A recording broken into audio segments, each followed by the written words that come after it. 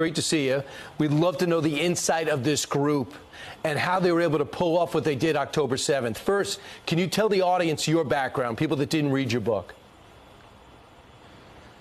I was born at the heart of Hamas leadership, and I know them very well. They don't care for the Palestinian people. They don't regard the human life. And I saw their brutality firsthand back in 1996 when I spent about a year and a half in Megiddo prison. They killed so many Palestinian people at that time. And this is when I decided that I cannot be together with this movement. In fact, I asked myself a question: what if they become a ruling party at some point? What will they do? If they succeed in destroying Israel and building their state, what will they do? They will kill our people. And this was the first question, that actually I had to be honest with myself. Even though Hamas gave me advantages, I was like a prince in that world, but I did not like them, and I turned against even my own blood, because this is how much I did not like Hamas. And today, 25 years later, they are the rulers of Gaza, and we see what they are capable of doing.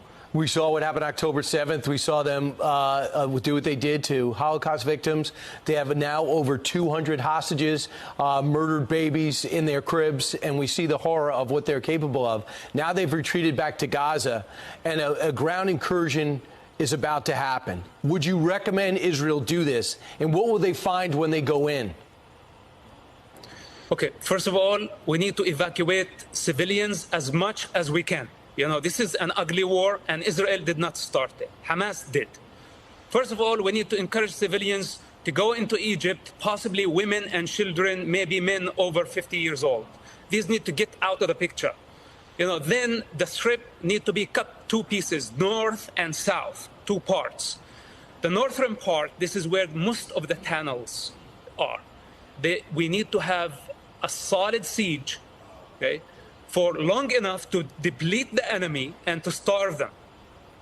After that, we may need to explore using gas. This is sounds horrible, but I don't see any other option.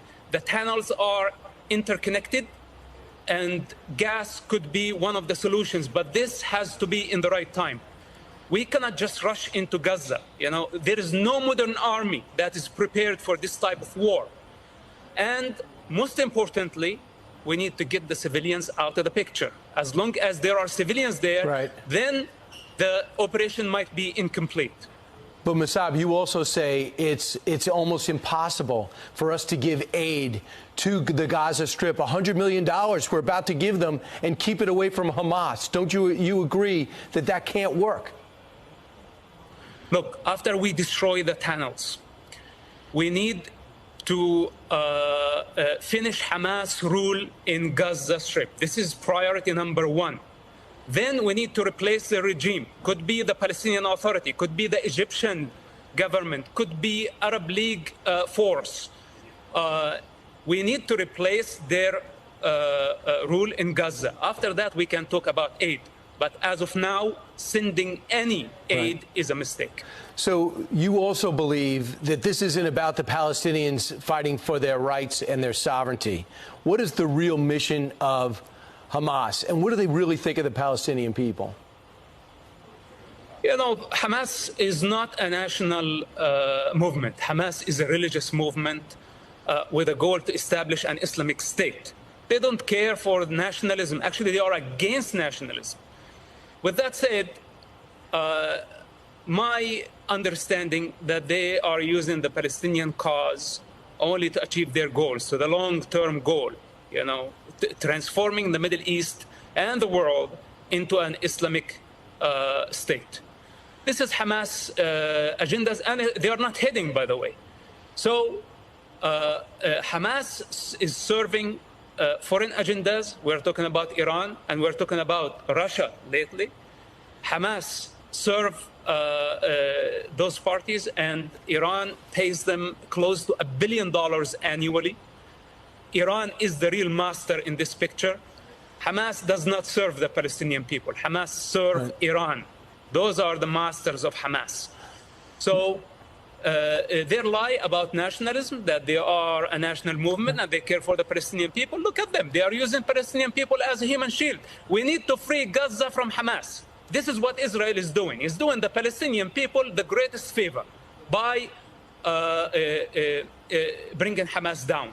Then the Palestinian people, they just want to live a normal life. They don't want missiles in the most populated area on earth to be launched from under hospitals, from crowded areas, and going suicidal and endangering the life of the entire population of Gaza. Who does that? You got to be insane to do such an operation. Right. And you're talking about your family that used to your family used to believe that, and you used to believe that that was okay, but you don't. Mosab, now, quick exit question. Around the globe, and even in our capital, people are protesting for Hamas.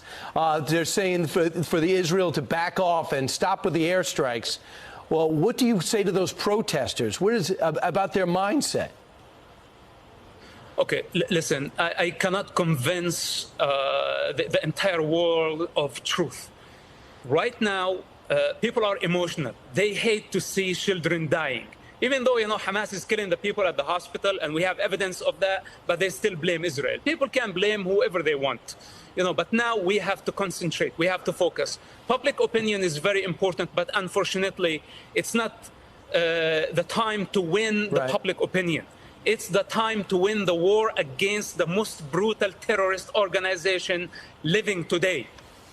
And later on, when people look back at the situation, they will understand what we were doing. We should not be afraid of the public opinion. We have to explain as much as we can. And you're doing that. But now we have to concentrate on our goals. And Mosab, that's why your perspective is so vital and you're unique. You grew up in the Hamas family, you broke from it, and now you're speaking to stop it. Mosab Hassan Yousef, thanks so much for what you're doing. Appreciate it. Thank you, Brian.